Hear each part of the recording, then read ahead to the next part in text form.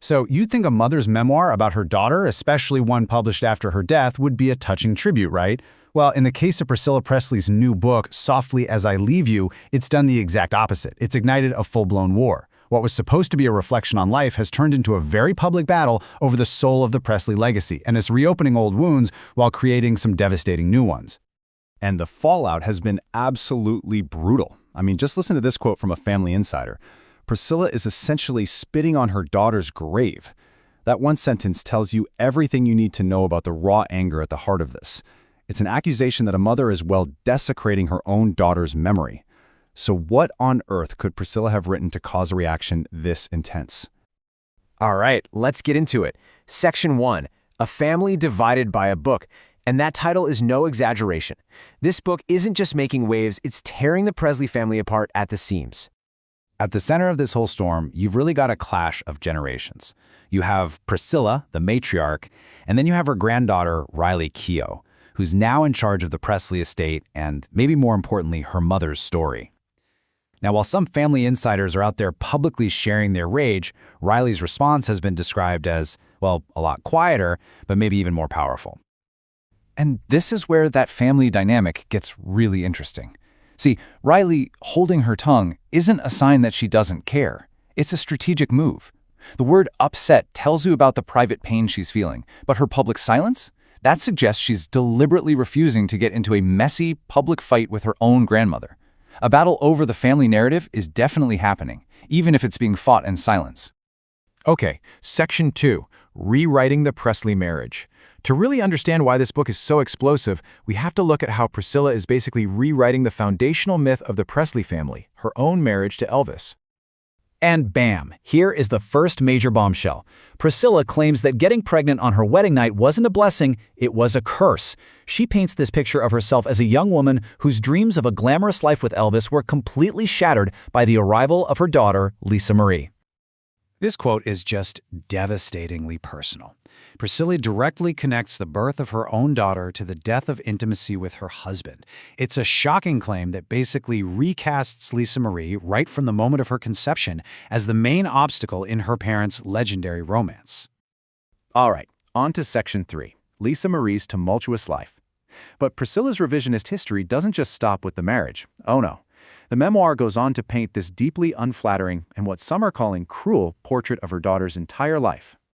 The revelations are just relentless and so personal. Priscilla alleges Lisa Marie's marriage to Michael Jackson was nothing more than a PR stunt, that she was introduced to Scientology because she was broken. She details her struggles with addiction. She even includes the harrowing detail of Lisa Marie living with her son's body after his suicide and admits to betraying her daughter in a custody fight. It's a portrait of a life, as told by her own mother, defined by tragedy and bad choices. But this might be the most shocking and irreconcilable part of the whole thing. In her own posthumous biography, Lisa Marie says she told her mother about being sexually abused by Priscilla's ex-boyfriend when she was just 10 years old. Priscilla, in this new book, completely denies it. She claims she only learned about the abuse by reading her daughter's book after she died. I mean, this isn't just a disagreement over memories. It's a direct clash over a history of alleged child abuse. They can't both be telling the truth. Okay, so that's Priscilla's version of events, but it's not the only one. Now we get to Section 4, an insider's takedown. A family insider has come forward with a completely different story, one that reframes the entire mother-daughter relationship not as one of concern, but of deep-seated conflict. According to this insider, the root of the lifelong conflict wasn't Lisa Marie's troubled life at all. It was Priscilla's own jealousy. The claim is that Priscilla resented the incredibly intense bond between Elvis and his only child, and she saw her own daughter as a rival for the king's affection. And this alleged jealousy apparently poisoned their relationship right from the start. The source describes a history of bitter fights and long, painful periods of silence. This wasn't a concerned mother and a rebellious daughter.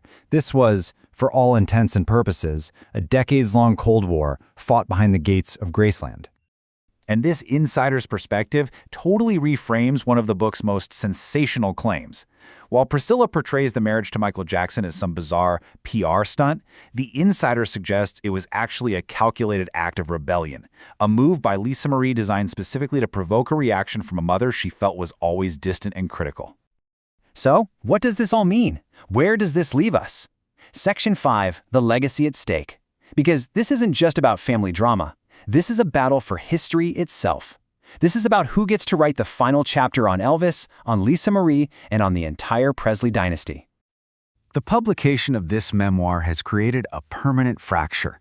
It forces the public to choose sides in the most personal of family fights, turning private grief into a public spectacle and leaving the legendary Presley name kind of tarnished by all the fallout. And yet, amidst all the bitterness and the accusations, there are these moments of just undeniable, heartbreaking grief. Priscilla's description of her daughter's final moments, of knowing she was already gone, it's a raw and painful reminder that underneath all the headlines and the feuds, this is still a story about a mother losing her child. Which leaves us with this final, really unsettling question. When a family story is this public, who truly owns the narrative? Is it the person who lived it? The one who's left behind to tell the tale? Or is it us, the public, who consume it?